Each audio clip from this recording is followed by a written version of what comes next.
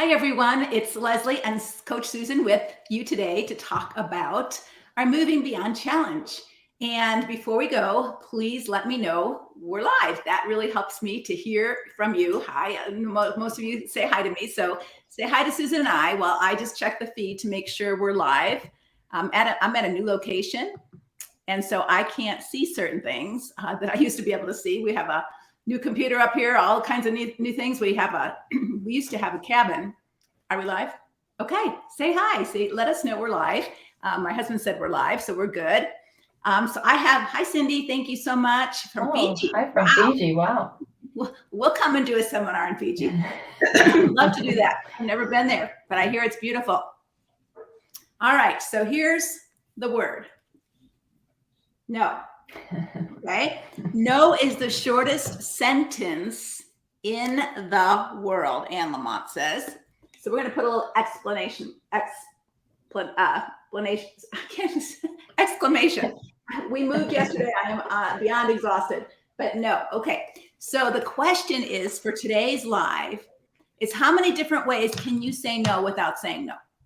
How many different ways can you think of a way to say no without saying no, Susan? How many different ways can you say no without saying no?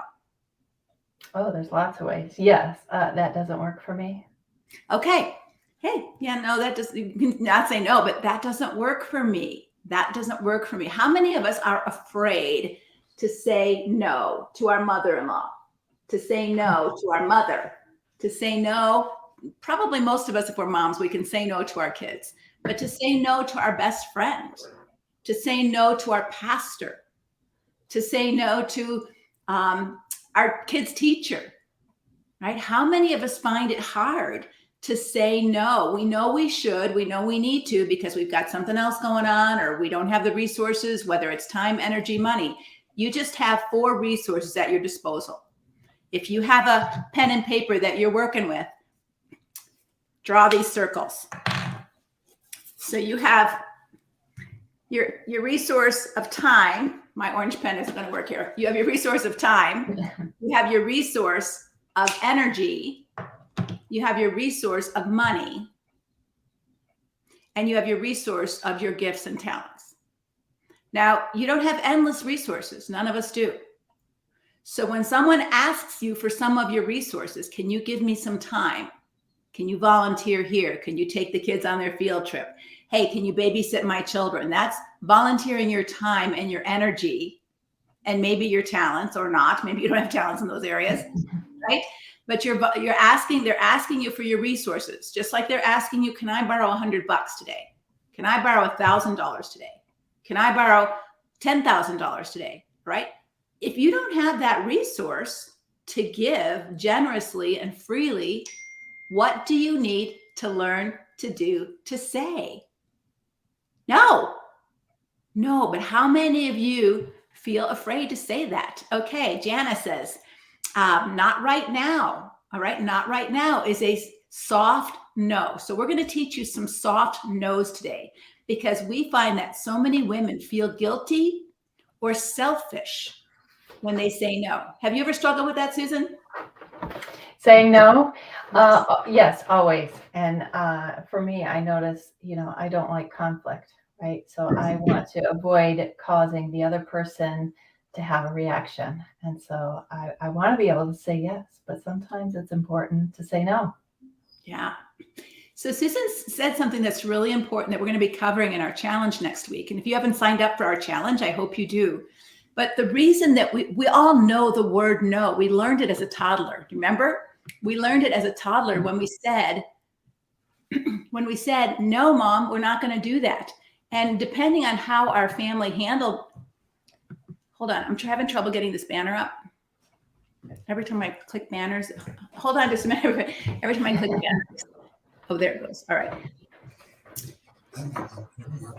Yeah, I'm technically impaired, as all of you know. All right, so we got our banner up here. So those of you who are signed up for the challenge, next we're going to talk about that. There's a reason we don't say no. It's not that we're not capable. We don't say no because we're afraid of something. We're afraid of something. And Susan said, we're afraid of conflict. So that's going to be our next question. Put in the chat what you're afraid of. No matter how you say no, whether you say this isn't good for me, or I can't right now, or another time, or whatever it is that you say, and we'll read them. I already have plans. And Megan said something really interesting. She said, sometimes my plan is to rest. You don't have to tell someone what your plans are, because when you say, no, I can't, I have to rest, they're going to say, oh, can't you rest later? They're going to argue with you that your need to rest is not important as their need to have you do something for them. All right. So what other ways can you say no? South Sudan, we're getting people from all over the place. Yeah, that's amazing. Rejection. Yeah, that's a fear. We're afraid of conflict. Name your fears. We're afraid of conflict. We're afraid of rejection. What else are we afraid of? What else are we afraid of? All right, Emily says, I sometimes say maybe, but I don't always think that's an honest or truthful answer, because I'm definitely thinking no. So instead of saying maybe a good substitute for maybe would be, let me think about that. All right, so if your first impulse is to say no, you could think about that. And maybe that confirms, yes, it's a firm no. Or maybe when you think about it, you think, well, maybe I can give them this, but I can't do this. All right, so that will be up to you. But thinking about it gives you space to evaluate without that pressure. Yeah, I'm afraid of anger. I'm afraid of losing a friendship. I'm afraid that the person will distance themselves from me. Yeah, I'm afraid of disappointing them. These are really legitimate fears. And so it's so hard for us to say no, because someone else is going to have a feeling about that. And a lot of times it's not okay, right? Most of the time it's not okay. Most of the time it's, oh, why can't you? Why can't you? Right? Why can't you babysit my children all summer? Why can't you loan me $100 right now? Right? And so then you've got to come up with a reason that will satisfy them. And can you think of any reason that will satisfy another person when they really want something from you? No.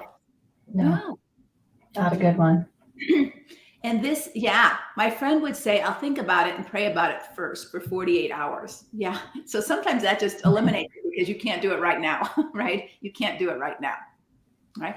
So this is a huge issue for women. And I think if you're struggling with certain issues internally that hinder you from handling your external world.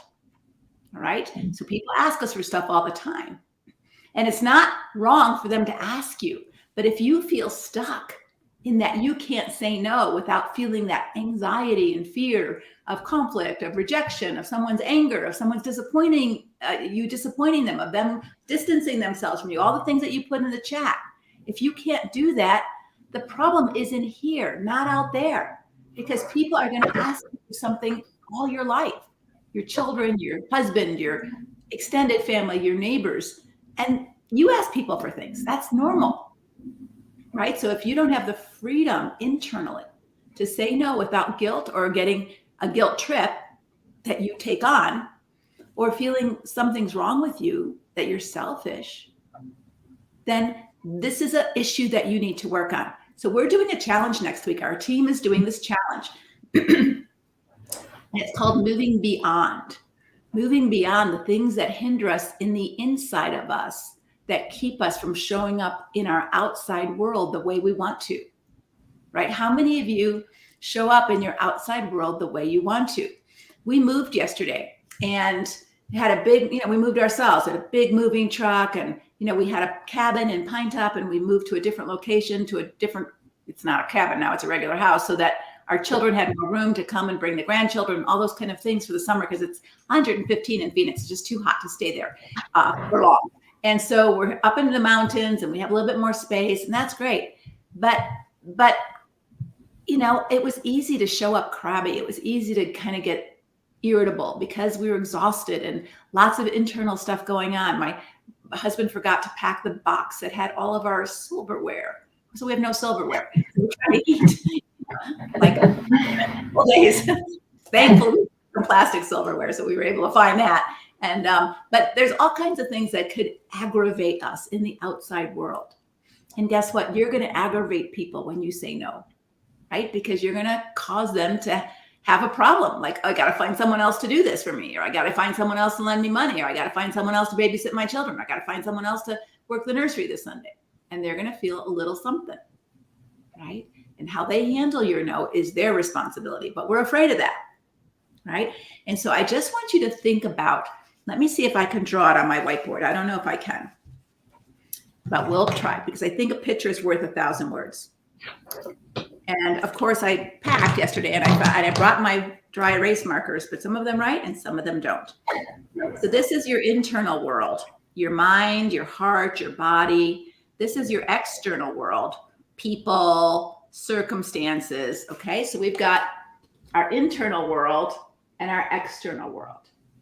And if our internal world is not healthy, then we usually don't handle our external world very well, because the truth is our external world is pretty darn scary and hard right now, in general, but it may be more specifically in your home, your external world, your husband, your kids, your finances, all that kind of stuff is really tough right now, right? And you're feeling some feelings internally.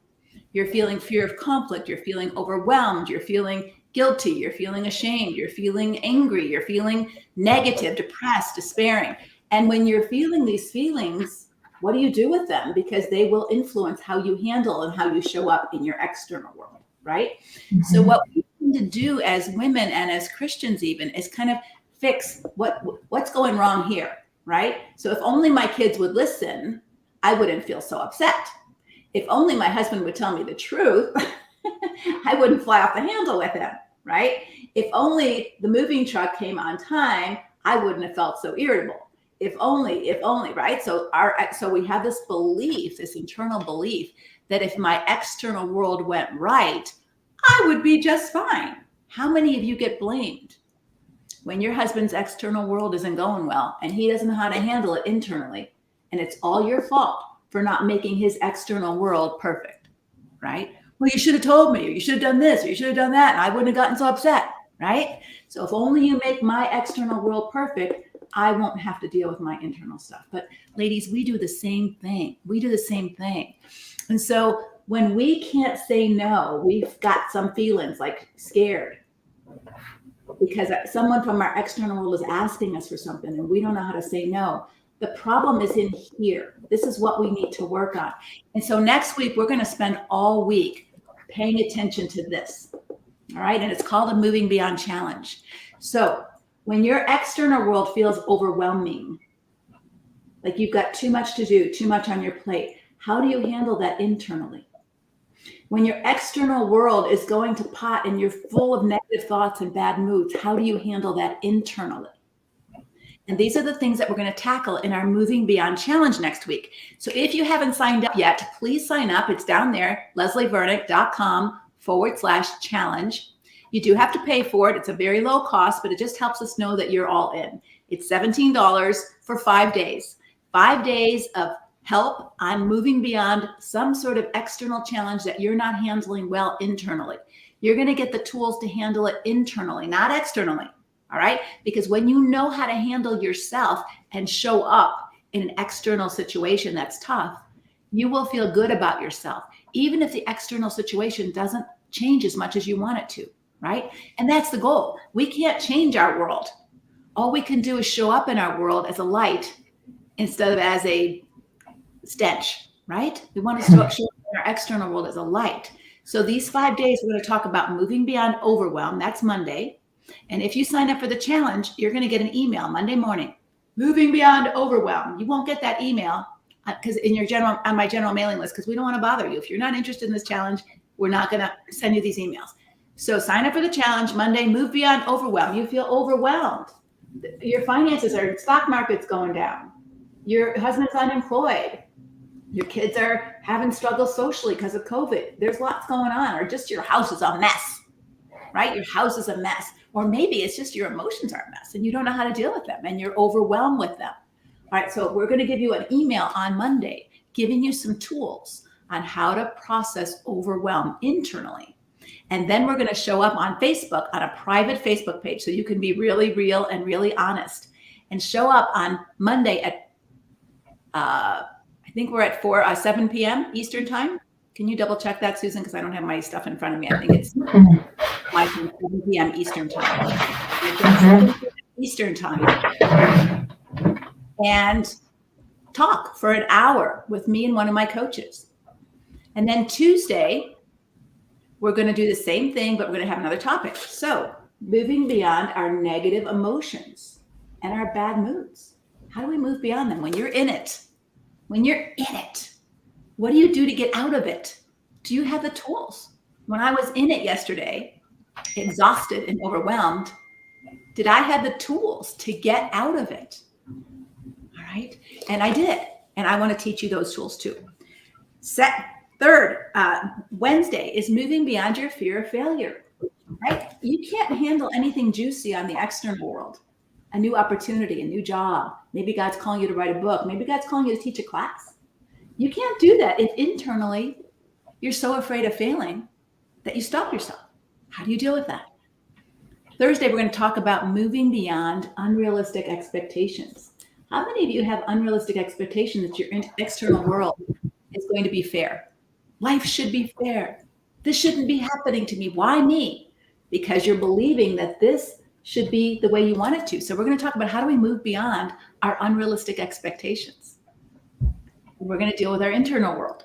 And then Friday, we're going to talk about moving beyond people pleasing, which is sort of what we've been talking about a little bit this week. How do we have the tools to say no? We know how to say no, but what are the tools so that we can deal with our fear of rejection or our fear of conflict or other kinds of fears that we have? All right, Julie, if you could give us the dates and the times of our Facebook Lives, that would be really helpful. All right. Susan, what do you feel about, you've been through this challenge before. What was your experience in it? I think it's amazing to have the support of women who are experiencing the same thing and can come alongside each other, to have not only the education, but the camaraderie of having each other push each other along towards a goal that we all have, right? Which is growth. We want to put on that growth mindset to improve ourselves, to improve our situations, and to have people helping you who understand is just invaluable, right? And the teaching is spectacular, right? It gives you good information that you can begin applying immediately. And you were right, 4:00 on Monday, on the 20th is our first one. 4:00 Eastern time? 4:00 Eastern, yes. Okay. So we're doing 4:00 Eastern time on Monday for the challenge. And this is only if you sign up. And you will go to a private Facebook page that you will get invited to once you sign up. All right. So it'll be I'm just giving you the times now so you can put it in your calendar. One of my coaches and I will be on live all week for 1 hour to do coaching with you around that specific challenge. And it's all about the internal emotion, the internal mindset, the way that you are functioning about the external world. How are you handling overwhelm? Maybe you're not handling overwhelm. You need to learn to handle overwhelm because the world is becoming more and more overwhelming, right? Number 2, how do I handle my bad moods? How do I handle my negative thoughts? How do I deal with that? We're going to talk about that on Tuesday on our Facebook Live. That's going to happen noon Eastern time. So on Monday, it's 4 p.m. Eastern time. On Tuesday, it's noon Eastern time on the private Facebook page. On Wednesday, we're going to talk about how do I handle my fear of failure? I have some goals I'd like to do, or I feel like a failure as a wife, or I feel like a failure as a mom. How do I handle this? How do I deal with this? I want to try it to work, but I'm afraid to apply because I don't want to get rejected. How do I deal with that fear of not stepping up into what God calls me to be because I'm afraid I won't be enough? I won't do it right. How do we deal with that? Right? And that Facebook Live will be 7:30 Eastern time on Wednesday, I believe. And then Thursday, we're going to do moving beyond our unrealistic expectations. We believe some beliefs. Like, how many of you believe that your husband should be honest? Your mother should love you, right? And what happens when the external world doesn't have that reality? Your mother doesn't love you. Your husband isn't honest. See, it's not bad to have expectations or desires, but when those aren't met, how do we deal with that? How do we deal with that internally? Besides externally by clobbering them over the head or being mad at them, how do we handle that internally? That we're not going to always have our expectations met. And some of our expectations may be unrealistic, considering who we're married to or who our mother is. And that Facebook Live will be at Noon. noon Eastern time. Noon Eastern. And then Friday, we're doing Moving Beyond People Pleasing, and that Facebook Live will also be at noon Eastern time. Okay. So I hope you wrote those down, but you can't attend unless you sign up for the challenge. So we're working on letting you know that today, because, excuse me, today is our final, well, final Facebook Live before the challenge. You can sign up through Sunday. But we're not going to let anybody new in once this challenge starts. So Susan made a really good point. Is on our private Facebook page. It's going to be called Moving Beyond Challenge, private Facebook page. It'll just be people who signed up. So it'll be a smaller group. It'll be people who are really interested in doing the work internally. And therefore, you're not alone. You've got all kinds of support. You've got coaches there who are going to help you where you get stuck, because each day you're going to have an action step to take. So how much time is this going to take? It's going to cost you $17, and it's going to cost you some time. The first bit of time is 5 minutes in the morning. Open your email. Look at what I tell you to do in the email. I give you a homework assignment right away. Action step. Do this, this, this. All right. Then hop on the Facebook page for an hour and join us so we can coach you through that. And if you can't make it live, all the Facebook recordings are in the Facebook page. You can just watch them later when you have time. But it is going to create some time, because any kind of change takes time. Right? We moved yesterday. It's going to take time to organize this house. It's going to take time to find our stuff, right? So anything you want to do toward growth or toward change takes time. And so we're asking you, is this worth it to you? We've done this for a couple of years now, and phenomenal feedback on this challenge of people have felt it's well worth their time. It's well worth the $17. One woman last year said, this is the best $17 I've ever spent in my life. If you can move forward and grow and feel stronger at the end of 1 week of this time, isn't it worth it to you? Why wouldn't you do it? Why wouldn't you do it? If I had someone do that for me, I would do it. In a heartbeat, I would do it, right? Even if I'm moving, I would spend that time because I need some things. And if someone was offering me some things I needed and I could do it in my own home for $17 and watch a video, I would do it. And so I hope you sign up, because this is starting on Monday morning. We are going to get started with our Moving Beyond Challenge. And wouldn't you like 2022 to end differently, at least internally for you? Even if your external world doesn't shift a whole lot, that you're handling yourself in a whole lot better way and you're feeling good about you, even if the external world, remember, we've talked about our internal world and our external world. And oftentimes we spend a lot of energy trying to fix, change, motivate the other person in our external world. And we have absolutely no power to do that. But we have a lot of power to begin to focus on what's going on in our internal world. All right? Mm-hmm. Yeah, Jenna said, I am so excited about next week. I did want to say Wednesday evenings, Eastern time, is church time from 7 to 8. Makes it hard to do it live.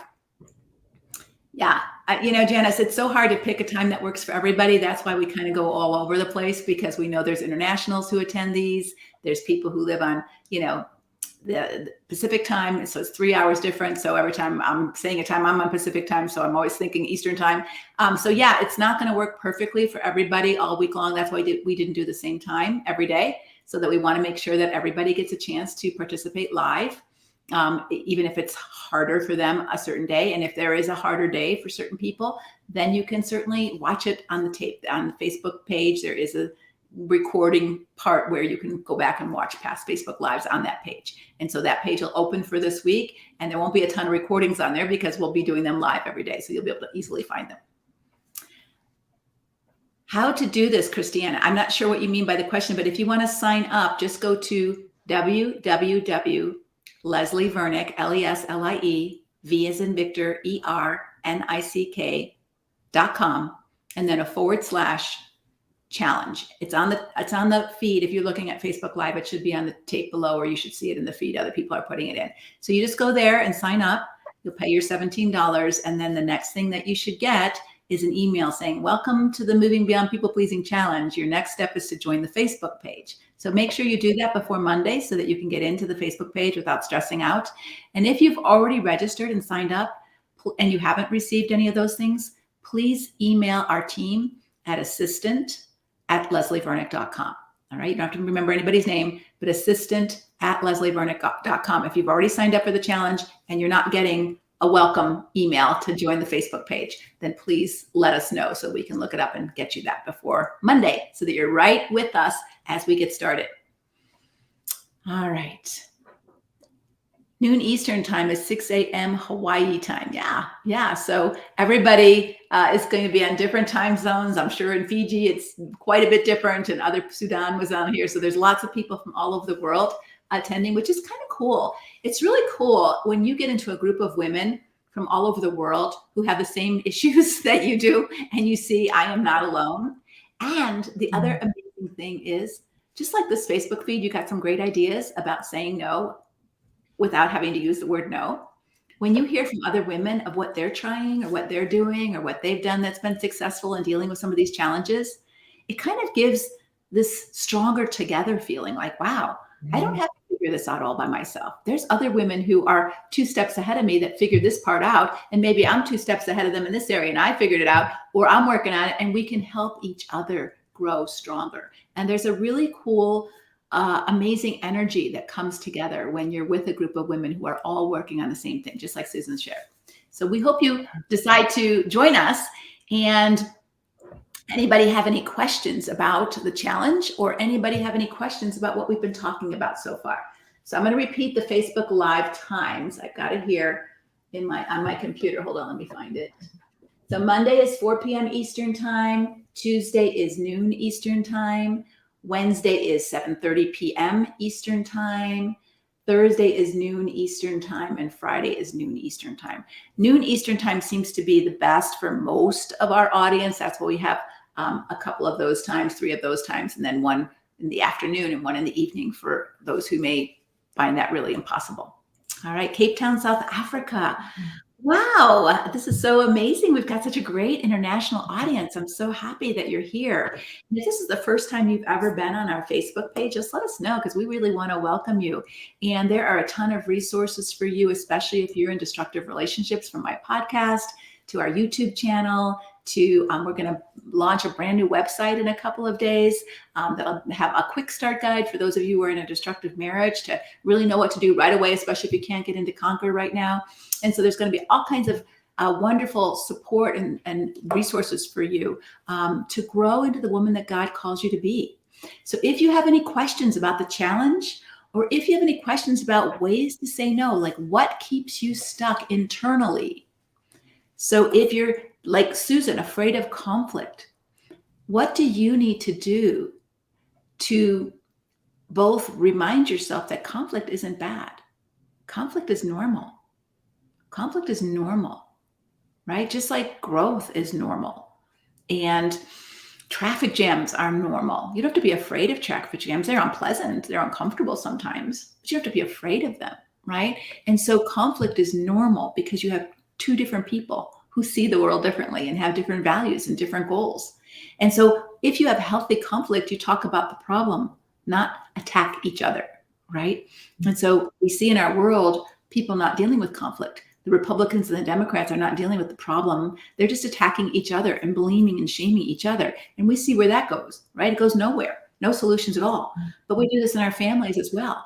We blame and shame and attack instead of just saying, our problem is we don't have enough money to pay our bills. What do we do about that? Our problem is our marriage is going down the tubes and I'm not sure how to fix it. What are your ideas? I mean, those are ways to communicate. We have a problem here. We have conflict. Your problem is you need a babysitter, and I can't do that. I can't solve your problem, but I can pray for you that you find a babysitter, right? We don't have to be afraid of conflict just because we say no. They may not like our no, but we have a right to say it. And that's really important. So learn to not fear some of the things that you're afraid of. And this is what we're going to talk about with Moving Beyond Challenge, with fear of failure, right? Because we tell ourselves a story about failure that make it worse than it is. Can you imagine telling yourself a story about traffic? Then it makes it worse. I mean, traffic is just traffic, right? It's uncomfortable, it's unpleasant, it slows you down, but it doesn't mean you're a horrible person. It doesn't mean you're a bad driver. It doesn't mean you are stupid because you got caught in a traffic jam. It doesn't mean any of that. But how many of us tell ourselves those negative things when we're in a difficult marriage or when we can't figure something out? and we start telling ourselves negative stories about who we are or what's really going on. And that's not true. Conflict is just conflict. Traffic is just traffic. All right. But when we let ourselves define ourselves as less than or inadequate or not enough because our external world isn't perfect, or we let someone else define us that way because their external world isn't perfect, we're not the perfect wife, guess what? No one is.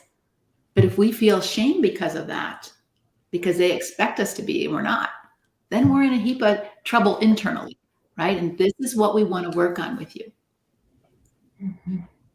All right, questions, Julie. Do we have any questions on the Facebook feed?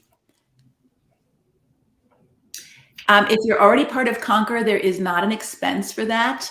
Just go to the Conquer membership site. There's a little button for you to sign up free. So just go in your membership site if you're in Conquer. Conquer is our support group for women in destructive marriages, and we give them this challenge for free. So just go into your membership site. You don't get a link. You just go to your membership site and sign up right there. And if you have trouble with that, contact assistant@lesliebernick.com. Okay? Just looking for any other questions. I see Julie's put all the information in the chat, the links in the chat, the times and dates are in the chat. Thank you, Julie, for doing all of that. So here's your biggest way to buy time, because this was the topic of our talk today. Buying time is essential so that you don't get caught into saying yes when you don't want to, right? Yes is a beautiful word, but no is a beautiful word too, right? Yes is a beautiful word, but no is a beautiful word too. And don't tell yourself, and this is where we're going to get into in Moving Beyond Challenge on Tuesday. Sometimes when I tell myself, oh, I'm just being selfish, I can do it, I just don't want to, right? Well, pay attention to I don't want to. I could babysit a preschool for a week. I could do it. I wouldn't want to. I had a friend who was a preschool teacher. I said, I'm glad God gave you those gifts because he didn't give them to me, right? He gave me other gifts. Right. And I wouldn't want to be a nurse either, having to clean up stuff like that. I just wouldn't want to do that. Right. And so it's not that I couldn't if I had to, but if I have a choice, my answer is no. My answer is no. That's not for me. It doesn't suit my talents and don't want to do it. Right. So pay attention to, I don't want to do it. I don't want to babysit my grandkids all summer long. Right. Don't want to do it. I'm happy to have them visit. Whatever it is that your no might be, it's not.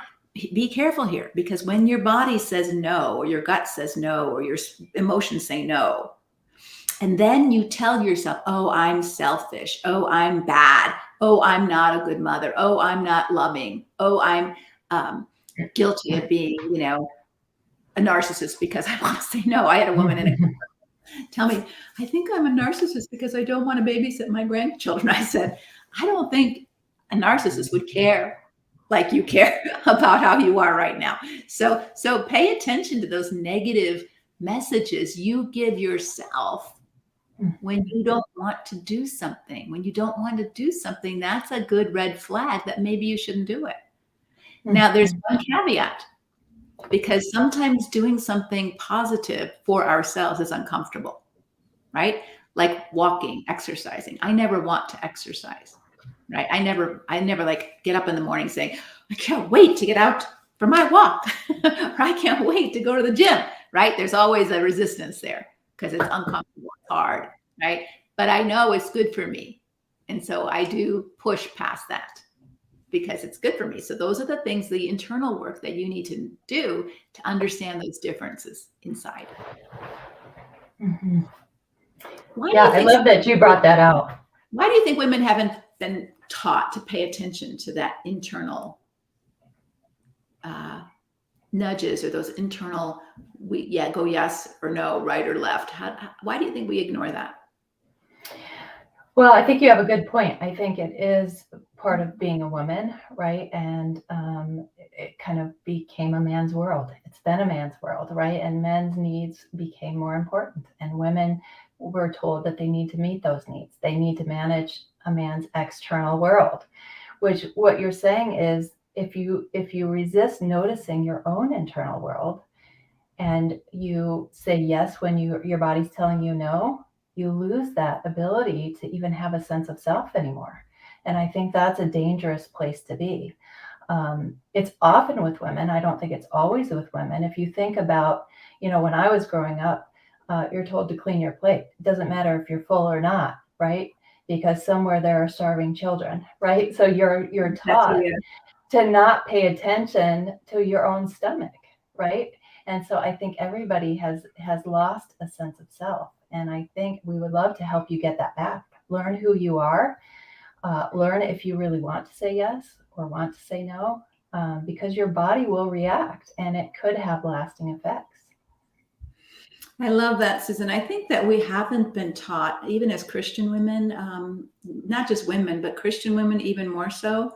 We haven't been taught to pay attention to our body. Our body is somehow, there to house us and serve our husband or our children in those functions. But we haven't been taught to pay attention to those feelings of physical feelings, physical sensations.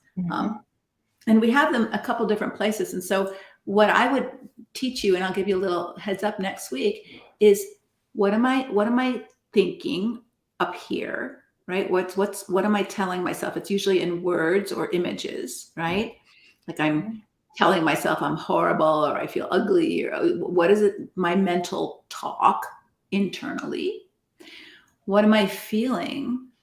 I'm feeling anxious. I'm feeling scared. I'm feeling sad. I'm feeling not enough. I'm feeling not enough because I'm telling myself I'm not enough. So that thinking, feeling go together.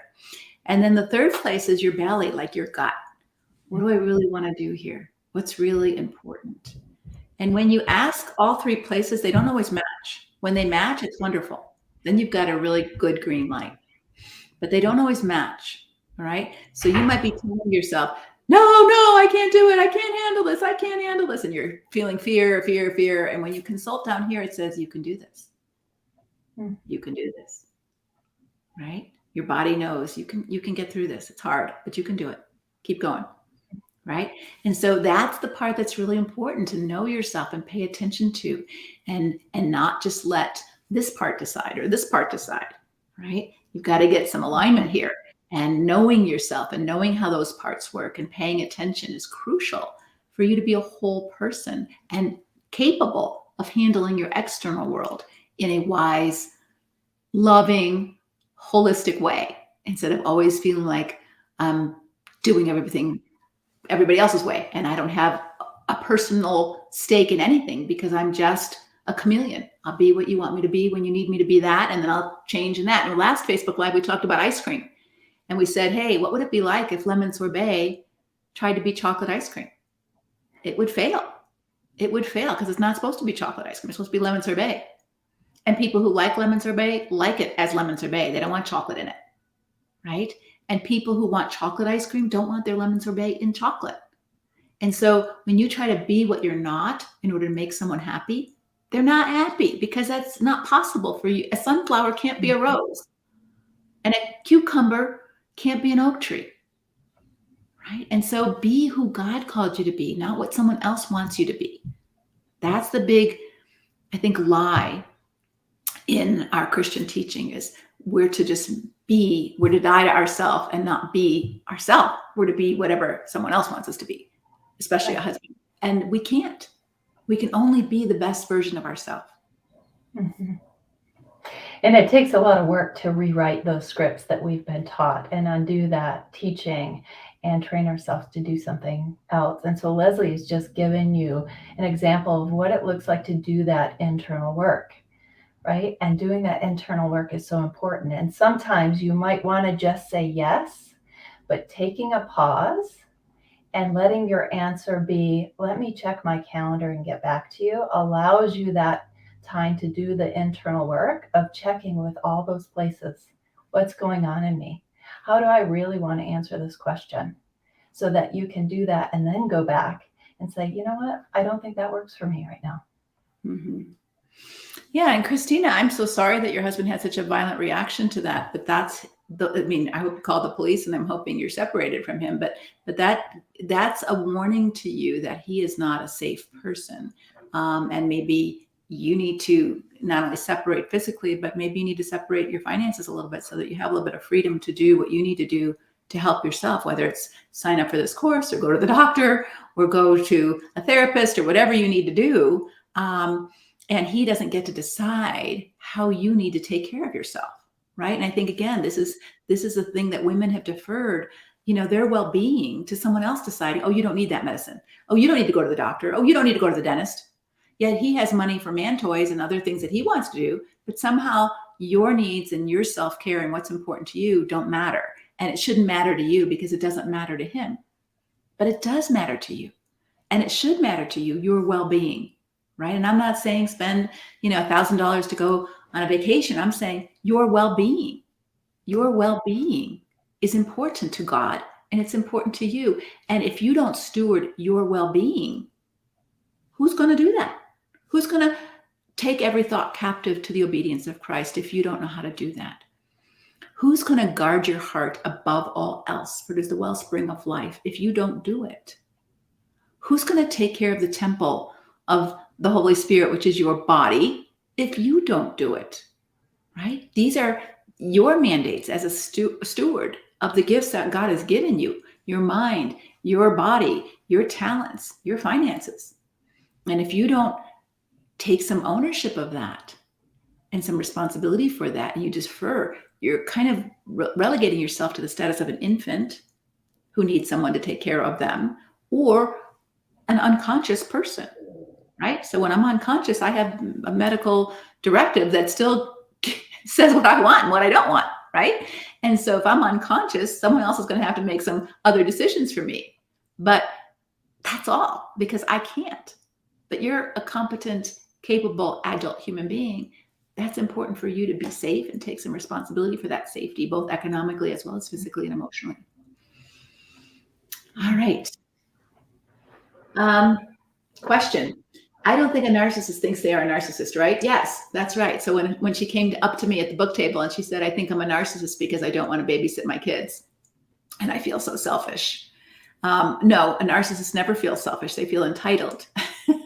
They feel entitled. And when she reflected on, a narcissist is selfish. And so the Christian teaching for a woman is, of course, I should lay down my life for my grandchildren. Of course, I should lay down my life for my daughters. Of course, I should do what they want me to do for them. But I don't want to. And she was feeling that internal war inside. And instead of recognizing, hey, that's a good red flag that maybe you don't want to be the babysitter all summer long or all year long, and you want to do something of your own life, and maybe God's calling you to do something of your own life. Instead, she just got stuck into feeling guilty and ashamed because she didn't want to do that, right? Again, we shouldn't feel guilty or ashamed that we like chocolate ice cream over lemon sorbet, or that we like roses over sunflowers. We might like both, but if we had to have a bouquet, which would you rather have in your house, right? And so I think this is really important, that we don't have to like everything the same. We don't have to want everything the same. Pay attention to what you like and you don't like, because that's what God's put inside of you, from your taste buds to your eyeballs to the way that you live life. Pay attention to what gives you life and what, all right, right? Even when you eat, is it delicious and I love steak, or is it, I don't like steak at all, or I don't want to eat meat because it makes my stomach turn to think about that, right? Pay attention to that, because that's how God's made you. All right. It's very hard to find myself again after shutting down to avoid conflict. You're right. You're right. And we don't find ourselves all by ourselves, right? Identity is shaped in community, first with God and then with one another, right? But not everybody defines us. If you look at the Bible, when Jesus was, doing his ministry, somewhere in the book of Mark, I can't remember exactly what chapter, but if you recall, he just fed the multitudes and he was healing the sick. And there's one section of verses where it says, and everybody thought he was wonderful. And then the next chapter it goes on to say, his mother and brothers and sisters thought he was out of his mind. And then the Pharisees thought he was demon possessed. So you've got Jesus just being Jesus. Jesus just being Jesus. And not everybody liked him. And not everybody thought the same, right? So it's really important that you have your identity, and Jesus knew who he was from the Father. And I love the story of the woman at the well. Is she, her identity was, I'm a Samaritan. I am a sinner. I have been married 5 times. This man isn't even my husband. How could you possibly even talk to me? That was her identity. I don't deserve to be talked to. I'm a nobody, Jesus. Why are you talking to me? And he said to her, that's not who you are. You're an amazing woman. And I'm going to have a conversation with you. And I'm going to tell you a secret. I'm the Messiah. And she's having this pretty intellectual conversation because he knew she was smart. He made her that way. He knew she could handle those kind of conversations because he made her that way. She didn't know that about herself, but Jesus showed that about herself as he engaged with her. And she began to see herself differently, so much so that from a town that nobody wanted anything to do with her because she was at the well alone that day, she dropped her water pot and went back into that same town and said, come and see a man who told me everything I ever did. And there was something different about that woman in her confidence and in her countenance that the people of the town listened, and they went back. And many people came to Christ because of that woman's testimony. She was his first evangelist. So her identity was shifted from a nobody, a sinner, an immoral, unwanted, unloved woman, to Jesus validated me. Jesus saw me. He defined me as different than I even defined myself. So your identity is not fixed and it's not done being shaped. So I would just really encourage you to do your work to see who God made you to be. And as we look at God looking at us, look at Jesus looking at you. What do you see? Don't look at your husband looking at you. Don't look at your mother looking at you. Don't look at your neighbor looking at you. Look at Jesus. And how is he looking at you? Who are you? And that's really important. And then what do I value? What's important to me that God has put inside of me? That's important. We're not all the same. Okay. If I say no, I pay a price. Silent treatment usually. Sometimes it's just not worth it. Well, that's totally up to you what's worth it and what's not worth it. But you're letting him, his external world of not talking to you, determine how you are. So this is a powerful thing. And I practiced it. I talked about this the other day. So this has been a rough week for me externally. Okay, so I went to a wedding this weekend in Pennsylvania. It was a lovely wedding. And we were supposed to fly back on Tuesday from Newark, New Jersey to Phoenix, Arizona. Our plane left at 10 in the morning, and we were supposed to be in Phoenix at 12:30 because we have a 3-hour time difference, 12:30 in the afternoon, which I thought was great because I was moving Wednesday. I mean, I was having to start moving Wednesday. So Tuesday gave me a half a day to kind of unpack from Pennsylvania, repack our house to move, and all those kind of things because Thursday was our moving day. Well, guess what? There were delays and delays and delays. So my external world on that day was horrible. Our first plane was delayed 12 hours. So we booked a different flight. That plane was delayed 5 hours. We booked a different flight. That plane was delayed. And then we had to go to Charlotte instead of directly to Phoenix. By the time we got to Charlotte, that plane was delayed. We didn't leave Charlotte till 9 o'clock. I didn't get home till Phoenix till midnight Phoenix time, which was 3 o'clock the next day. Exhausted. Airport food was empty because every plane was delayed. It was crazy. It was like Christmas at the airport in terms of people. And the kiosks weren't prepared for that. It was not a fun day externally. Okay. But I had made a decision early in that morning. And I said, I am not going to allow this to decide for me how I'm going to be inside. This doesn't have to decide for me if I'm okay. Right? Because if the traffic jam decides for me if I'm okay, if the airport jam decides for me whether I'm okay or not, then I'm at the mercy of the world. I'm at the mercy of the external world. Jesus says the kingdom of God is within. I do not have to be at the mercy of the external world. Yes, it impacts me. I didn't like being delayed. But how did I handle that? You see, and so I'm using this illustration because your husband's silent treatment is your external world. Is your well-being dependent on him talking to you? And if he doesn't talk to you, that rocks your world. What if you changed? He did his silent treatment because you said no. And instead of you being afraid of his silent treatment or anxious about his silent treatment or despairing about his silent treatment or begging him about his silent treatment, you just went on with your life and said, if you want to be silent, guess what? I'm going to the movies with my girlfriend because it's kind of boring around here if no one talks to me. Hey, if you choose to be silent and you don't want to share how you feel, then I'm going to go to my mother's for the weekend because it's kind of boring here and I don't want to sit here by myself in the silence. I'm going to do something. I'm going to get active. I'm going to hang out with other people because I can.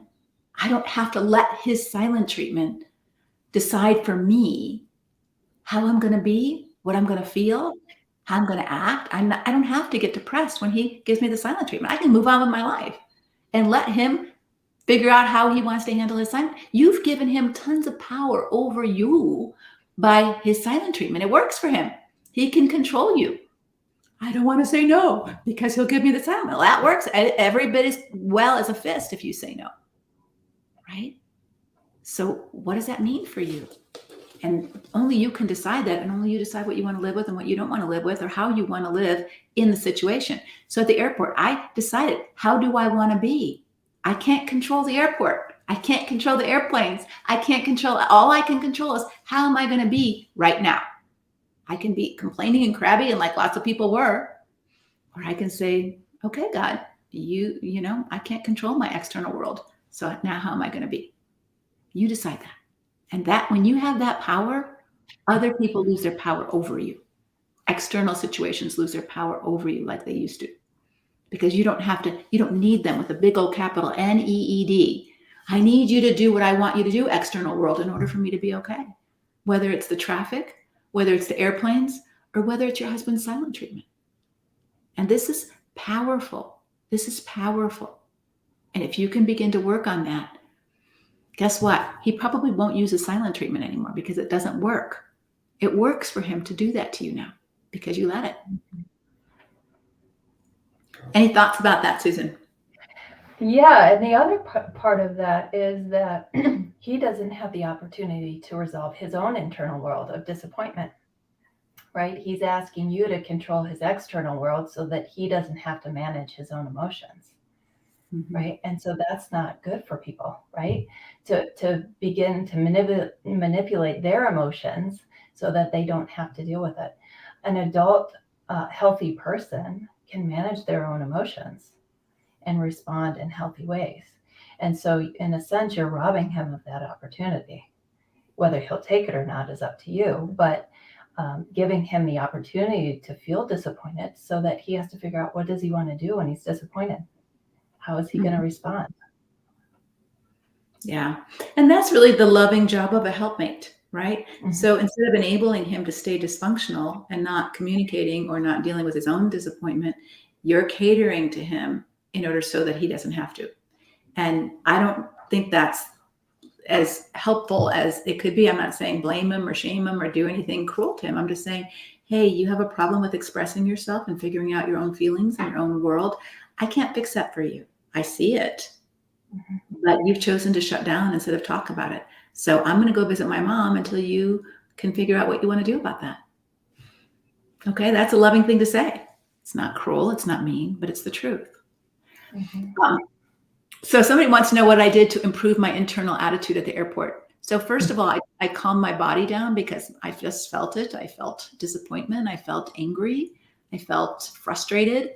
So I just breathed and calmed my body down. And I said, you know what? God controls the external world. I can't control this. There's nothing I can do about this other than decide how I'm going to be. And I just reminded myself of that in my head. Those were my thoughts instead of, I can't believe this is happening to me. Why is this happening? This is so unfair. God, don't you know that I was supposed to get back on time to get this on? I could have gone there, and I've gone there before. Right? But I didn't go there this time because going there takes me nowhere. It just spirals me downward, right? So the question I had to ask myself is, what can I do to take care of myself that doesn't look like that, right? So I first talked to myself, talked to God. God, you're in control. I'm surrendering. I'm not resisting that. I'm not resisting reality. You see, when we resist reality, I can't believe I'm in this traffic jam. Oh, why are you going so slow? You know, we're resisting reality. Reality is we're behind a slow driver. Reality is we're in traffic jam. I can't believe I have cancer. What's wrong with him? You know, reality is reality, right? So the sooner we get to, okay, now what do I do about reality? How do I handle myself in reality? Whatever that reality is. All right. So my reality was I'm not getting home anytime soon. Right. So what did I do? I took care of my body. I calmed myself down. I walked some laps in the airport. I downloaded a good, juicy book that I wanted to read. And I sat and read. I journaled some. And that's what I did. I used my time in a way that just comforted myself or felt enjoyable because that's all I could do. There was nothing I could do to take care of the things I needed to take care of at home, at the airport. So all I could do was take care of me, which is what I did. Okay. And I think, but here's where we're going to talk about this on Thursday next week in our challenge. Well, why should I have to do that? The airport should be on time. The people should hire enough staff to do, we have a lot of shoulds about how our external world should work. And I'm not saying that might not be true, but I have no power there. The only place I have power is inside me. And Jesus says, the kingdom of God is within. And if the kingdom of God is within, then I don't have to let my external world rattle me to the core. I'm not saying it didn't bother me. It bothered me. But then I accepted reality. It is what it is. Yeah. And I can imagine you walked away from that situation with a sense of success and integrity because you showed up for yourself in a way that you wanted to. Yeah, I did. And here's so I'm going to have two confessions now. So all week long, I had written in a little pink book that I carry with me, some things that I needed to do, a whole list of things I needed to do before I came here, things having to do with a speaking event that I was doing in September, notes that I was taking from the book that I was reading that I really liked. It's probably 30, 40 pages over the last week that I had written down in this book. And so my last flight, I left it in the airplane pocket and I started reading because I was tired and I didn't want to write anymore. And I was reading and I left it in the airplane pocket. I didn't handle that one well. By the end of the day at midnight, I was like, oh God, why did you let this happen to me? So I think we have to understand that we have human limits. And I was sort of like holding your bowels. There's only so long you can hold them before you can't hold them anymore because you're a physical being.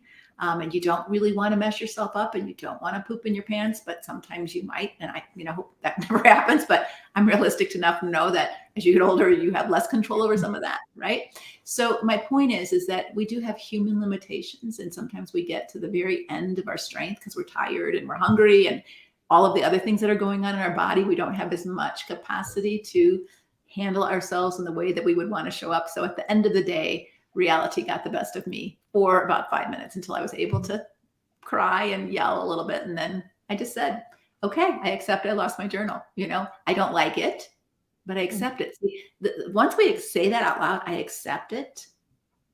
I accept my husband doesn't love me. I accept he's dishonest, whatever it is. I don't like it, but this is reality. Now what do I do?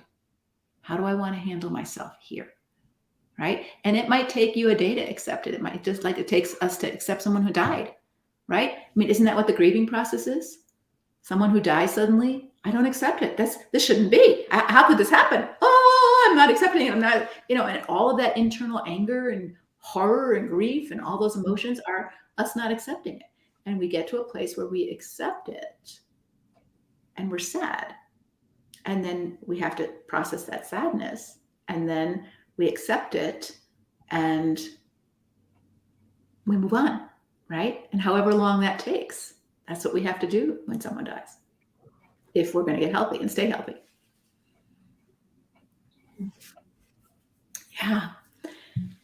Yeah, Danica said we need a lot more of that in this world. We do. We need, if people could understand that everybody doesn't cater to you to fix your world so that you don't have to do your own work, like that would be so healing for our whole country. But just picture it with one another. Like if we could learn to do this, what influence would you have on your children? What influence would you have on even your husband? If you could say to him, honey, I know you're upset. There's absolutely nothing I can do to fix your upsetness. That's something you need to work on. And I can't be the perfect wife that never messes up or never makes a mistake. I remember crashing my car I wasn't paying attention in our other house, and my mirror was sticking out, and I crashed into the side of the garage with the mirror and broke a couple things. And my husband was upset, of course, but I'm not going to be the perfect wife that never makes a mistake, right? And nor is he. He's done the same thing in a different way. So part of it is our expectations. When we talk about expectations on Thursday in our challenge, do I expect you to be a perfect person so that I never get upset with you or that I never get disappointed? Or is it my job to manage? When you do something that upsets me, whether it's you're my kid or you're my husband or you're my neighbor, I have to manage my upsetness. I might communicate to you about some things that I need you to change or I'd like you to change, but I still have to manage that and not just vomit it all on you because you upset me. So you deserve to be punished, or you deserve to be beaten up verbally, or you deserve to be beaten up physically. No, that's not appropriate. And it doesn't lead to healthy, loving relationships. So everything circles back to our work to do, and not trying to control reality, whether it's your husband or your kids, but control you so that you can manage reality in a better way. Yeah, I bought me a ring that says faith over fear to put on my finger. I got me a tattoo. So here's what I did when I was in Israel. Can you see it? You can't read it. Only I can read it. But I'll tell you what it says. So it's in Aramaic. And I was looking at this. You asked me what I did at the airport. I was looking at this a lot because it says in Aramaic, thy will be done. Thy will be done. Right? So the external world, thy will be done. And the internal world, thy will be done. Mm-hmm. Christ be formed in you is what Paul says. I pray that Christ be formed in you. Thy will be done. It is God's will that you mature and live a holy life, right? So when I start to feel that, I just remind myself, okay, I can't control that. God wants to shape something in me, and he's using this to practice. I'll be curious to see how he uses you losing your journal.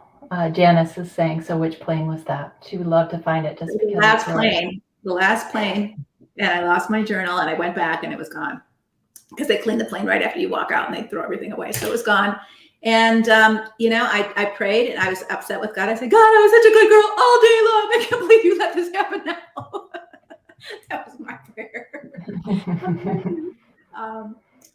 That's how we get, right? We paid our dues all day long. God, I was a good girl. I did it right all day long. And now this final test and fail. And he didn't look at it that way. I did. That was my stuff. But I just prayed. I said, God, there was some really important information in that journal that I need to remember, and you're going to have to bring it to my mind. So far, he hasn't. I've been trying to move and get settled and all of that. So that hasn't happened, but I plan to. His will be done. His timing. It was so funny as I was struggling over, when I was in Israel, I wanted to get it. People were getting crosses and stuff. I didn't want to do that. So I was, really praying even before Israel, what would I get if I got a tattoo? And the thing that God said to me was, yes, God, I would surrender the Lord, because that resistance, I don't want what you're doing in my life. I don't like this external world. And of course we don't. He knows we don't. So what phrase? And so as I was looking through that, I was going to just get it in Hebrew, but then I saw this in Aramaic and I thought it looked a little prettier. So as a woman, I wanted the prettier script, and it said the same thing. So that's what I did. And I don't know what it says until I personally share it. But it's been an interesting conversation starter with people. When they see it, they say, oh, because you can't read it, then what does it say? And having an opportunity to share with people, that has been pretty powerful. Yeah, a great way to share your faith and your belief. Mm-hmm, mm-hmm. Janice, I really appreciate you wanting to find my journal for me. It was my flight from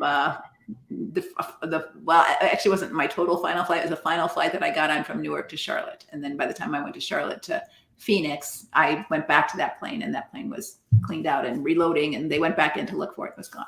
So yeah. Can I use this information for a mother as well as a husband? Of course. I mean, again, how many of you have tried to control a 2-year-old? And they're stressing you out because they can't manage their emotions, right? They don't know how to manage their emotions. So they're learning. And your job as a mom is to teach them to manage their emotions, not for you to control them, right? But you've got to manage your emotions in order to help them manage theirs. And if you can't manage theirs, guess what? They're not going to learn to manage theirs. That's what this challenge is about. So how do I manage my emotion of overwhelm? What do I do? How do I manage my emotions of, bad moods and negative thoughts like I was tempted to have at the airport? We're all tempted to have them. And sometimes you don't even realize that you're creating more trauma for yourself through your negative thoughts than what's just happening in the external world. Let's say that you were sexually assaulted. All right. That's reality. And I'm not saying you have to like that. You won't like that. But the thoughts that you have about that, I'm damaged goods. No one will ever love me. I'm ruined now. What's wrong with me that I walked at night? I shouldn't have walked at night. I was so those thoughts are your thoughts. And if you continue to have those thoughts, guess what? It's not just about being sexually assaulted. Now you are emotionally assaulting yourself for being an imperfect person or for having something bad happen to you. Like somehow I should be beyond that, or I should never have that happen to me, right? And so This is what we want to really dig deep on some of these things in the challenge to help you understand that reality is tough enough to deal with, right? But when you take reality and you make up a whole negative story about yourself inside, then you're compounding your suffering. This is suffering, and then this is suffering. At least deal with this suffering so you can manage that suffering better. We have another question here, Leslie. Save what looks important. They do save what looks important. So if you put a computer in there, they would save that. Or if you had a phone in there, they would save that. But a little pink journal, they just, yeah. I've left my iPad in there too before at other times. So yes, I have done that too. Once I left my wallet in there with all of my IDs, and that was not good. But I did get back in time and find it. So I have to learn a lesson not to leave things in the pocket. All right. Anything else? Any other questions, Julie? Any other questions that you see? Yes, there's one that says, sometimes when I say no, I feel like I'm manipulating so that they change their no. How do you manage a relationship where two people don't agree and have their own no? I think that's a really good question. Do you have any ideas? I mean, I have some, but do you have any since? Well, what I'm wondering is, are you manipulating by saying no just to see if does it become a power play of who can say the strongest no? Or do you have your own sense of needing to say no? So that's some internal work for you to do, questions to ask yourself. But then if you both cannot say yes, I think it's about finding compromise. Mm-hmm. What are your thoughts, Leslie? I agree. I think it depends on the relationship. So sometimes both of you can say no, and it's fine. Your mother wants you to come home for Christmas, and you don't want to come home for Christmas because it's a long drive, and you've got kids, and you want to celebrate your own Christmas at your own home, and you say no, and she says, okay, well then I'm not going to have a big family Christmas. Okay, she can have her no too. So you can both have your no. Right. But if you're living together, or you're trying to manage money together, or you're trying to manage children together, it's a whole different thing. And so I think this is where, so let's say he wants to save tons and tons of money, and you want to create experiences for your children. This is an actual counseling example that I worked with. There was two different value systems at heart here. If you look at our values, why we're doing what we're doing, right? So one person valued having a lot of safety net for the family. So he wasn't anti-family.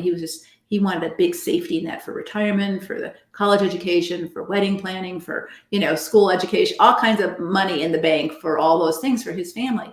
And his wife's values were, well, I'm not against that, but I don't want to live for 20 years from now. I want to go on vacation. I want to have a nice Christmas. I want to spend money on experiences that our kids are going to remember when they get older, that they had a great time with us. And so they both had a similar value at the core of, we want to create an experience for our children and our family that's positive, right? So, but they had different ways of going about fulfilling that value. So I think if you have common values, it's better, even if you have different approaches. So let's say he wants to spank the kids and you don't want to spank the kids.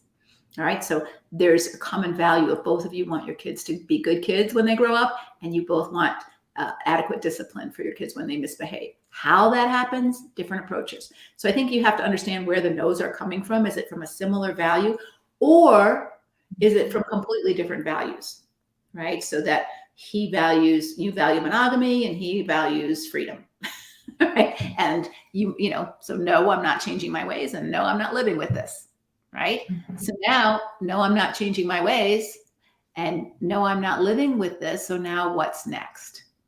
How do we solve our problem in that we can't live together peaceably? So divorce might be the option for that, right? As long as you can stay in your core strength and still care that he's the parent of your kids and treat him with dignity and respect, because dignity is something he has. God gave it to him, right? Whether you like his values or not is a whole different picture, but he's still the dad of your kids. So I think that's one compromise, of saying, we have to go different paths, like Barnabas and Paul. When Barnabas and Paul were arguing over John Mark and whether he was trustworthy, Barnabas said, let's give him another chance. Paul said, not on my watch. We're not giving him another chance. So they parted ways and they went to a different direction. So that might be what you have to do in that situation, or compromise. Like, hey, I want to go to the beach. I want to go on a vacation to the beach. I want to go to the shore. I want to go to the mountains. I hate the beach. I don't want to get sunburned. I like hiking. Well, where's a place we both would like? How can we meet in the middle? How can we compromise this? And I think those are parts of maturing and living with families and living in churches and living in organizations where you have to compromise. But I think Susan's point, first ask yourself, am I, putting my foot down because they put their foot down?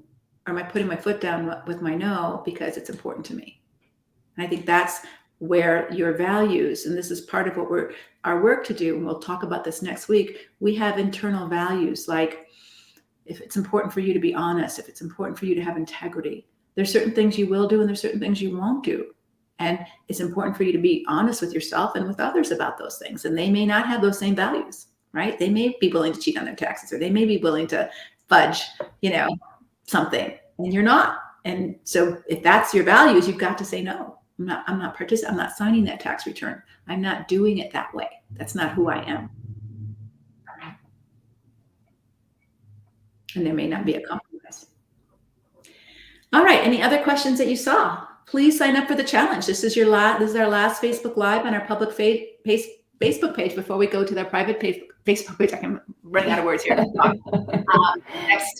Next week. And so we want you to sign up, and it's at leslievernick.com/challenge. And you can get all the information there, the times of everything, sign up, and we will see you next week in the challenge and the Facebook page on our Moving Beyond Facebook page if you have signed up. There are replays of the Facebook Lives. Yeah, they're available for these Facebook Lives. If you missed one, or you had to leave early, or you came in late and you want to watch the whole thing, go back, you can watch it. Or in our Moving Beyond Challenge, all the Facebook Lives will be recorded. All right. And I think we've hit, I think Susan and you probably would agree that, this has resonated for people, this external, internal kind of conflict that we have.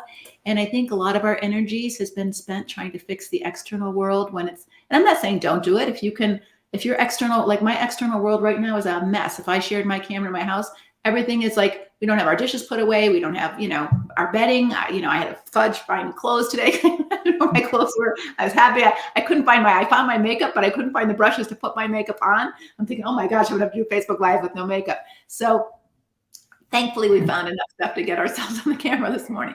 But the house looks like a wreck. So I'm going to work on my external world today, right? Because I can. I'm going to work on getting my stuff organized and put away and cleaned up. And I'm going to work on my external world because I feel a little overwhelmed, right? And I'll share with you on Monday how I did that.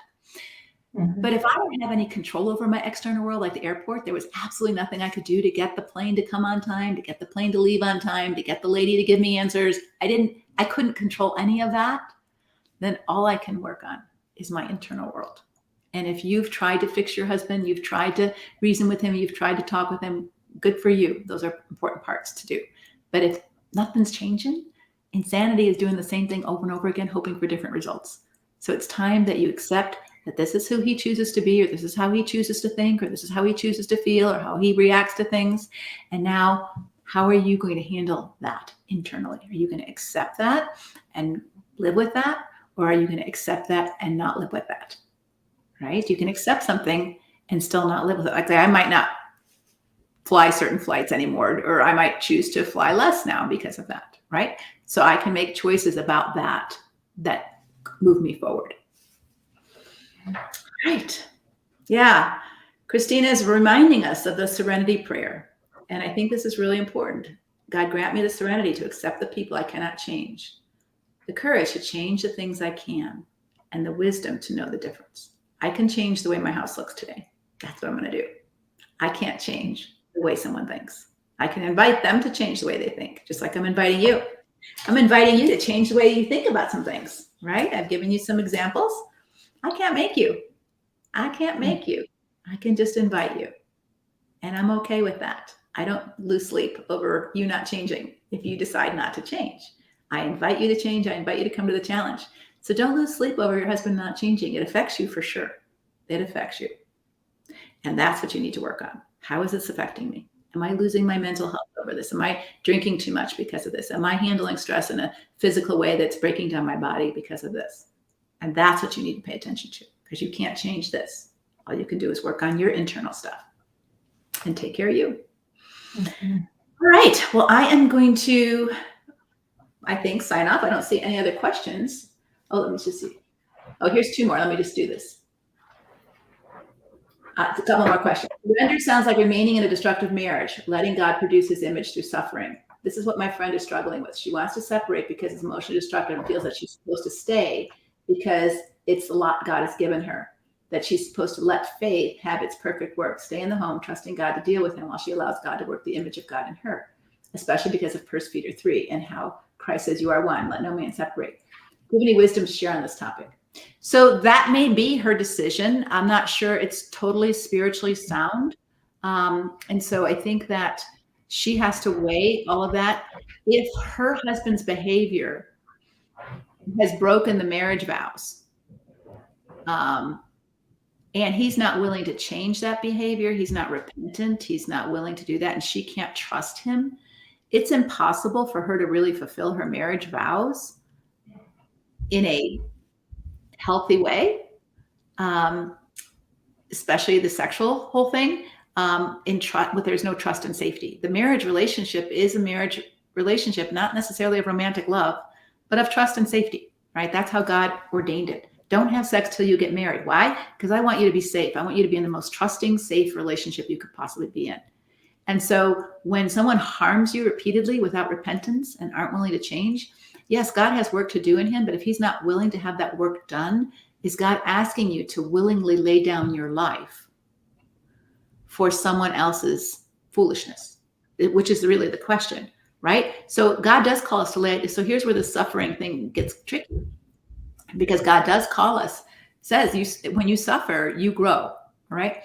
But understand that God doesn't need your marriage to teach you to grow in suffering, right? He can use the airport, he can use a traffic jam, he can use a wayward child, he can use cancer, he can use whatever. So he might be using this right now to help your husband wake up. And he might be using this for you to wake up to say, hey, I need to stop enabling. I'm actually enabling him by staying with him. I'm enabling him to think that his behavior isn't that bad, right? That he can get away with planting weeds and still getting roses of a marriage because I'm serving him and I'm loving him and I'm doing everything that typically the Christian marriage advice tells you to do with a destructive spouse, right? So I'm enabling him to have a beautiful garden when he's done no work, or he's actually thrown weed seed on the garden, or actually thrown bombs in the garden. But I'm supposed to somehow maintain this beautiful garden of marriage when we're in a war zone and it's bombed out, right? And so to not accept reality is that part of internal world where you're kind of lying and pretending. So I think that laying down your life kind of suffering, God calls two things. He says, and we're not really talking about this today, so I'm just going to do it really fast. And if you want more about it, maybe we'll do another Facebook Live about this. But suffering, lay down your life for a friend, lay down your life for an enemy, lay down your life in love. That's basically the premise of that, right? It's not laying down your life to enable, all right? So if I'm going to lay down my life to save a child from an abuser, to get in the middle of something that's dangerous, if I'm going to lay down my life to run into a fire, to pull a kid out of a car that's burning, I might suffer for that, and God would honor that. I would think he would honor that because I'm laying down my life for helping someone get better, right? Get stronger. But if I'm just laying down my life so someone can continue to harm me and abuse me, I don't see that God's asking us to do that anywhere in the scripture. In fact, in Matthew 18, Jesus is really clear. If someone harms you, someone sins against you, your brother or sister, this isn't a stranger, you're in a relationship with this person. If your brother or sister harms you, go to them, talk to them. And if they hear you, they can repent and you can save this relationship. But if they don't hear you, he's not saying, well, then just suffer. He's saying, hey, escalate this. Take it to the church. Do something. And if they still don't listen, this relationship is on fractured ground. If they still don't listen, what does he say? He says, treat them as you would a pagan or a tax collector. The relationship itself as a brother or sister is over. It's closed. It's broken. And you have a different relationship with them. They're kind of in the distant now. They're a pagan or tax collector. It doesn't mean you don't treat them with dignity. It doesn't mean that you're not kind to them. Love your enemy, Jesus says. But he doesn't say live with your enemy. He certainly doesn't say kiss you. right? So that's where marriage becomes really tricky in there, because if you don't trust someone, they're your enemy. You might still do them good as God would define good, not as that other person defines good. So they would say, well, do me good, then live with me, then let me have sex with you. Well, do you good is to say, maybe I'm going to call the police on you, because that will do you good. You have some time to think about what you're doing and experience the consequences, right? So I think this is where we don't always think through the scripture in its holistic kind of way, right? One other passage that I'll bring up is that, slapping the cheek, so Jesus says, if someone slaps you on one cheek, give them the other cheek. So that's kind of saying, okay, in marriage, if your husband's slapping you, just take it more, take it more, take it more. Jesus is talking, if a brother or sister sin against you, do this. If a Roman guard who you don't know, who's a stranger to you, treats you in a dishonorable way, slaps you, makes you carry the pack. In Israel, they were talking about that, because Romans could make an Israelite carry their pack, right? It was hilly terrain. Here, carry my pack. You don't know them. You don't have a relationship with this person. If they do that to you, they're attempting to diminish your dignity. When they slap someone, and in fact, the slap is they slap you this way. It's a disrespectful slap, like you're nothing, right? If they slap you, turn the other cheek. What Jesus is saying there is not for people who have a relationship with this person. They're saying when someone treats you as if you're a nobody, you have agency to be a somebody. Don't lose sight of that, because it's very tempting to lose sight of that. I'm just a loser. I'm a nobody. When someone treats you like a nobody, remember you're a somebody. You have agency. You can do more. You can show them. Stand there with dignity and turn the other cheek. If they make you walk 1 mile, stand there with dignity and walk 2. You can do more. Show them your dignity. And if they don't see it, you'll feel it. And that's the message in that passage, not just be a doormat. And so we've gotten those a little bit wrong in our marital advice. And so that's how I would explain it to her. But it's a little bit deeper than that, but that's a Cliff Notes version. Hope that's helpful. Susan, you want to add anything to that?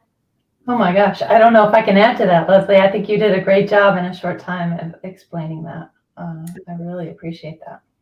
What if someone is defining your boundaries? How do I politely approach this?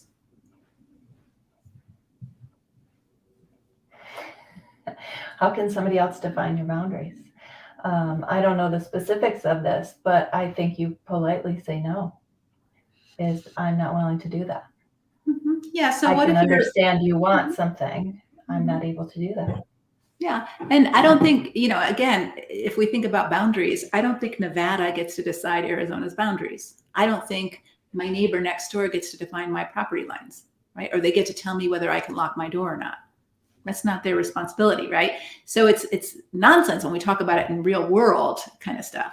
But we get really confused when someone says, well, this is what you should do, or these are your boundaries, No, that's the word. No, I put it up there in the beginning. No, that's not how it works. You don't get to tell me I don't get to lock the bathroom door. You don't get to tell me that I don't get to exercise when I want to, or I don't get to go to the doctor if I need to. That's not your domain in my life. Right. That's and handle it. Just no. Right. So I think then it's the fear of conflict, the fear of rejection, all that kind of stuff. So we're going to offer a course after the challenge, going much deeper into that. It's called Moving Beyond People Pleasing course. It's a 6-week course that we're going to offer if that's really an issue for you, to really learn how to set boundaries and hold them and not let someone else define you or define your boundaries. That's not their responsibility. Any more than it's your job to define your husband's boundary. You may not watch porn. Give me your password. You can't do that for him, because as soon as you start doing them, guess what they're going to do? He's going to get sneakier, right? He's going to get sneakier. You can't make him do what you want him to do. Only he can decide that. Mm-hmm. Only he can have boundaries on himself, on porn. All right. Is writing a letter effective as saying it in person? It might be more effective if you can, if you tend to lose your words, or you don't plan your words well, or you're maybe say things that you regret later, then maybe writing a letter where you can really be thoughtful about it and prayerful, and you can ask some advice about how you want to say things might be very effective, because you're able to really be clear about what you want to say. Just make sure that you really pray and prepare for that, because you only get a shot usually one time at those kind of things. And so you want to make sure your words are constructive and helpful and truthful, and loving as much as you can. sometimes I cannot think of the right thing to say until later. The time has passed and it's another. Any ideas? I would just quickly say, and I'm just going to answer this quick because I know we're a little bit over. I would just quickly say that happens to most people, and it's okay to buy time. And how you buy time is, wow, I'm going to need some time to think about that because I don't want to just blurt out my first thought. I want to have some time to think about that. So I'll circle back, and then you just circle back later. Hey, remember when we had that conversation about boundaries, and you were trying to tell me my boundaries, and I was kind of struggling with that, and I thought about that and this. So or remember we had that conversation about, which bill we were going to pay first. And I thought about it, and this is, so you can always circle back and remind them of the conversation, the statement that you said, I got to pause and think about that, and then say what you need to say.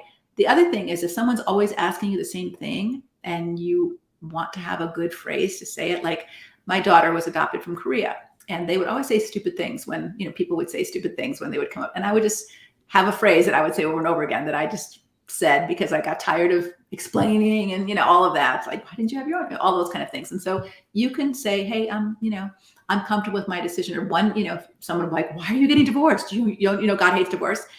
Think of one phrase that you want to say, like, hey, I've prayed about my decision. I felt totally free before the Lord to go ahead with this decision. Thanks for praying for me, and just move on. You don't have to give them the whole story. If you don't want to, you don't have to explain everything.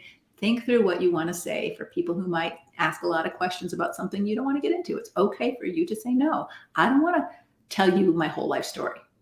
This is as much as I want to tell you, and tell it and then be done. Okay. All right. Don't forget to sign up, leslievernick.com/challenge. As we start Monday, fresh in the morning, you will get your email. Open your email. It'll give you something to do about overwhelm. And then I'm going to do it. The thing I'm telling myself, the thing I'm going to tell you on Monday to do, I'm going to do right now this afternoon to get my house in order. By Monday, my house is going to be in order. I promise. All right. Thanks, Susan. Appreciate you. Appreciate you. Thank you so much for all that helpful advice. I'm about to go tell my son no about something. He's wanting me to pay the bill to have his car fixed, but he is a man. He's 18 years old and he can get a job, and he's not going to like it, but I'm going to move towards my fear of conflict and say my strong no. Mm-hmm. Yeah. And this is fun in the group, in the people pleasing group, because Susan is going to go do that. And we're like, what happened next? We want to know. And so that's what's going to happen in the people pleasing group, because you're going to be able to ask, okay, we did this yesterday. What happened? What did you do when you tried this? Did your house get cleaned, or did this happen, or did this? What happened how did you handle your conflict? How did you feel inside? What did you do with those feelings? And that's where we can learn from one another. And that's going to be magic. So we hope to see you there. Take care. God bless. Yeah. Bye-bye.